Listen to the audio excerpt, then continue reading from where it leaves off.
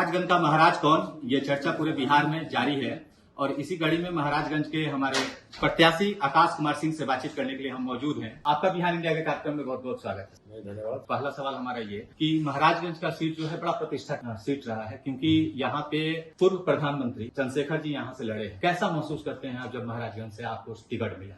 नहीं, यहाँ के लोग हमको अपार जन समर्थन दे रहे हैं और हम लोग सिर्फ अपने मार्जिन को बढ़ाने के लिए कैंपेन कर रहे हैं। चुनाव हम लोग जीत चुके हैं और यहाँ के 10 साल से सांसद रहे सिग्रीवाल जी कहीं लड़ाई में नहीं है, क्योंकि 10 सालों में उन्होंने कोई काम यहाँ नहीं किया है। सिग्रीवाल जी जब नॉमिनेशन कर रहे थे तो उन्होंने आप पे व्यक्तिगत टिप्पणी की है। कई तरह की टिप्पणी आई है, लेकिन पहली टिप्पणी उस पर हम बात करेंगे। उन्होंने कहा कि उनको 4-5 गांव का नाम नहीं पता होगा और साथ ही साथ आपके पिता को लेकर भी उन्होंने टिप्पणी की है।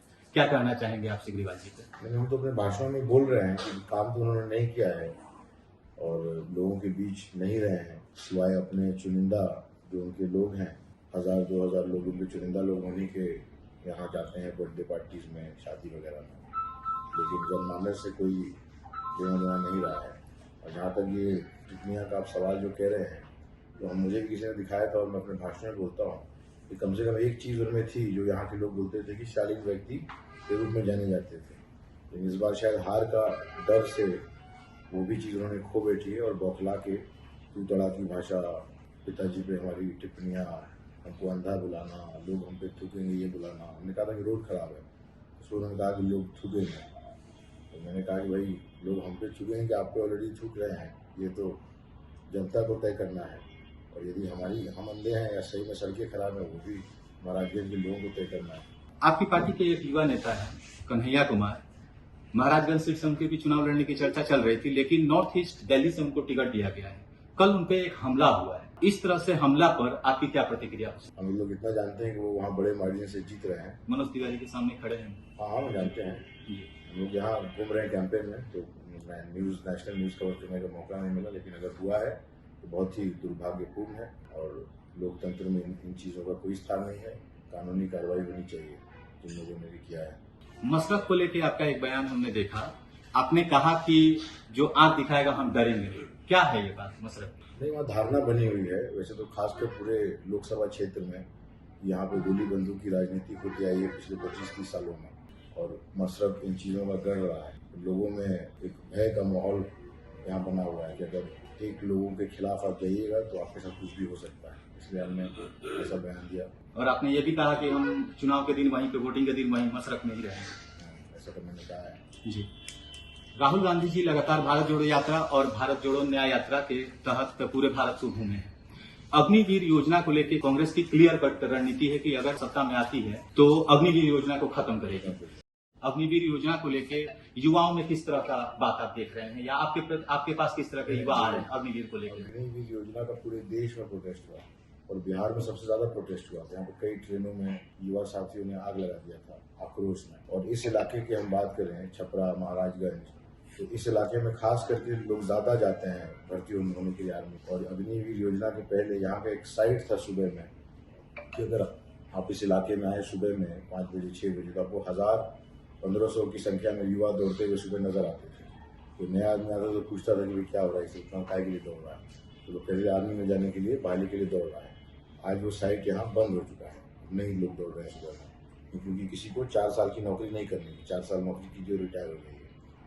तो हम लोग, वैसे तो ये देश के लेवल की चीज़ है, लेकिन महाराजगंज के लिए भी ये मुद्दा है, बड़ा मुद्दा है कि हम लोग सरकार में आते ही अग्निवीर योजना को समाप्त करने का काम करेंगे। तुगलकी फरमान टाइप का ये चीज़ मोदी जी लेके आए थे, किसी को बात समझ में नहीं आई कि 4 साल नौकरी कीजिए फिर रिटायर हो जाएगी। अब आर्मी में 19 साल में कोई जाए और 23 साल में रिटायर हो जाए, तो क्या मतलब हुआ? 30 साल का व्यक्ति जनरली 22-23 साल के व्यक्ति से शारीरिक तौर पर ज़्यादा मजबूत, 35 साल 40 साल तक अगर फिटनेस मेंटेन रखे कोई युवा तो उसकी ताकत बनी रहती है। और आर्मी में ताकत की जरूरत होती है, स्टेमिना की जरूरत होती है, लड़ना पड़ता है, लड़ने के लिए लोग बहाल होते हैं। 23 साल में रिटायर हो जाए तो किसी को बात समझ में नहीं। कॉपी करके लाए हैं इजराइल से। इजराइल की आबादी बहुत कम है, वहाँ पर वो बड़ी सेना नहीं रख सकते, तो वो अपनी पूरी पॉपुलेशन को ट्रेन करते हैं, आर्मी की ट्रेनिंग मिलती है। एक लौटा है 4 साल में रिटायर हो जाए और घर चला जाए, लेकिन उसके बाद आर्मी की ट्रेनिंग, फिर दूसरा लौटा है रिटायर हो जाए। लेकिन हमारे देश में जहाँ 140 करोड़ की आबादी है, यहाँ तो कोई कमी है नहीं ह्यूमन रिसोर्स की, और लोगों में जज्बा होता है युवाओं में खास करके कि हम देश के लिए आर्मी में भर्ती हों,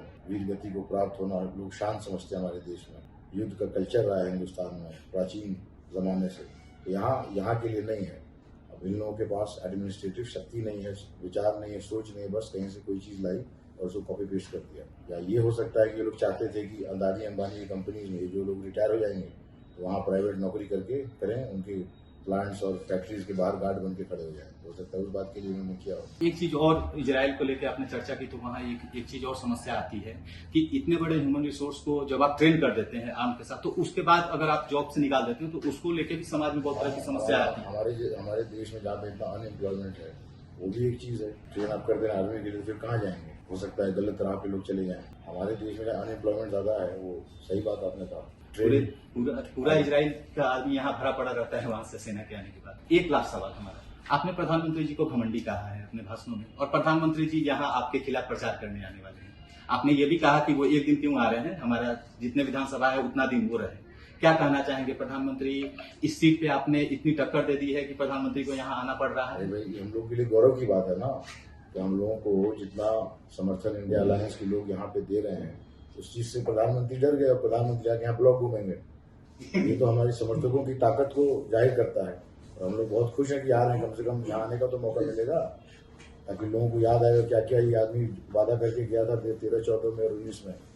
कहते थे कि 100 नए शहर बनाएंगे। कहाँ है 100 नए शहर? मानसरोवर ले आएंगे चाइना से, उल्टे और मानसरोवर तो नहीं आया, उल्टे और इनके टाइम में जमीन हमारी चली गई लद्दाख में हजारों स्क्वायर किलोमीटर। लोगों को याद आएगा बुलेट ट्रेन चलवाने की बात होती थी। कहाँ बुलेट ट्रेन? महाराजगंज से दिल्ली और बॉम्बे है, कहीं नहीं है पूरे देश में। 10 साल हो गया, बहुत बड़ा पीरियड होता है। मनमोहन सिंह जी प्राइम मिनिस्टर थे, हम लोग 9%, 10% पे ग्रोथ रेट थी भारत की, आज 3% पे हम लोग चल रहे हैं।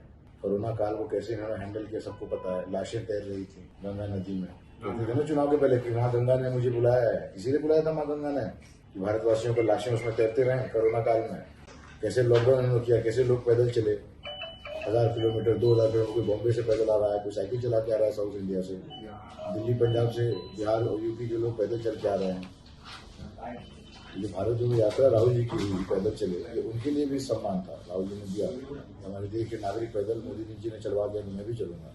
बिहार मोहब्बत का तो संदेश दिया ही, वो भी बात थी उसमें कि इस क्षेत्र की जनता के लिए वो ठीक है। महंगाई एक सवाल है, बेरोजगारी एक सवाल है, ये आपके मैनिफेस्टो में, कांग्रेस के मैनिफेस्टो में आ गया है। लेकिन आकाश कुमार सिंह जब सांसद बन जाएंगे तो वो इस क्षेत्र के लिए सबसे पहला 5 काम क्या करेंगे? सबसे ज्यादा मेरे हिसाब से हमें प्रायोरिटी है रोड्स बनवाना। 80% रोड्स खराब हैं, खास करके जो रूरल सेगमेंट्स के रोड्स हैं, या पटना से यहाँ की कनेक्टिविटी 4 लेन हाईवे से होनी चाहिए, वो नहीं है। संकीर्ण रास्ता से लोग होकर के आते हैं। कई ब्लॉक्स में डिग्री कॉलेजेस नहीं है। यहाँ पे स्पोर्ट्स का बड़ा कल्चर है, वो जिससे मैं कह रहा था कि आर्मी की बहाली में हजारों संख्या में लोग यहाँ सुबह दौड़ते थे, लेकिन कोई भी स्पोर्ट्स फैसिलिटी पूरे लोकसभा क्षेत्र में कहीं नहीं है। एक मल्टीपर्पज मेरे हिसाब से स्टेडियम होना चाहिए। और ट्रेनों की समस्या है, यहाँ का इस इलाके के लोग आपको भारत में कहीं भी मिल जाएंगे, लेकिन डायरेक्ट कनेक्टिविटी बड़े महानगरों से देश की नहीं है। यहाँ तक कि पैसेंजर ट्रेन पटना से भी नहीं है, या कुछ ट्रेन हैं तो उनकी टाइमिंग्स बहुत उल्टी सीधी है।